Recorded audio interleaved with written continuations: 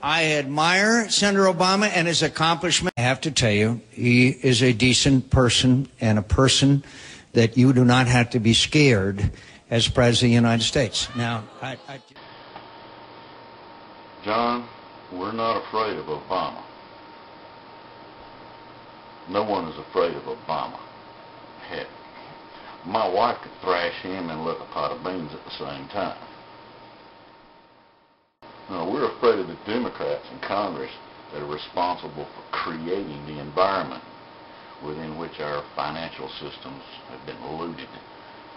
We're afraid of those same people having even more power, more leeway to further socialize America, to further trash our economy with their socialist experiments. We're afraid that with Obama in the White House, the socialists, make that communists, will finally achieve their decades-old mission.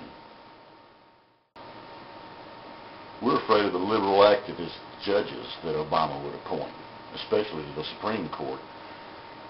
And with full cooperation of a Democrat-controlled Congress, we're afraid of rampant judicial legislation that would transform the murder of human babies from being an abominable choice into a requirement.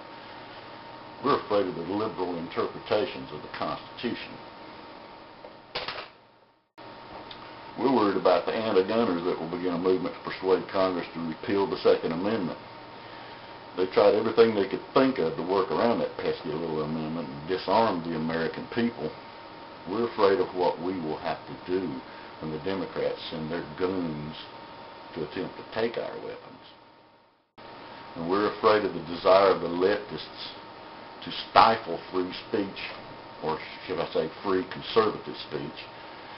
We know that within the time span of an Obama administration, the only sources of truth in news reporting will be shut down under the guise of fairness. We're afraid that once the Democrats institute their new and improved fairness doctrine, we will have only the liberal liars of the mainstream media to tell us what's happening in our country. We're afraid of seeing the command of our military being loaned out to the UN being given the authority to make and enforce laws in the United States. We're afraid of Obama selling our sovereignty.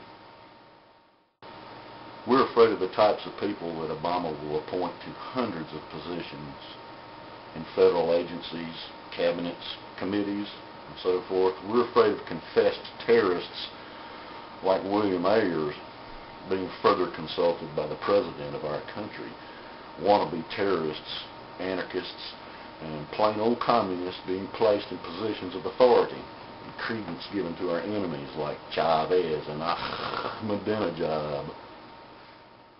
We're afraid of the ratty 60s hippies that so successfully demoralized the nation and forced the surrender of a one war in Vietnam.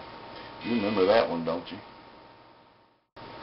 The other nations of the world should also be afraid that when the wolves are circling their borders and they need to call the good old USA to come save them, will Barack send Code Pink and Sean Penn and his GD America pastor to negotiate with our enemies?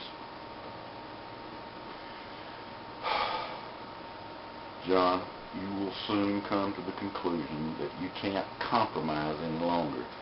You will never have the cooperation of the Democrats, nor their respect, nor their trust. I know that John McCain would never lose a war unless you fail to recognize you're in one. Victory.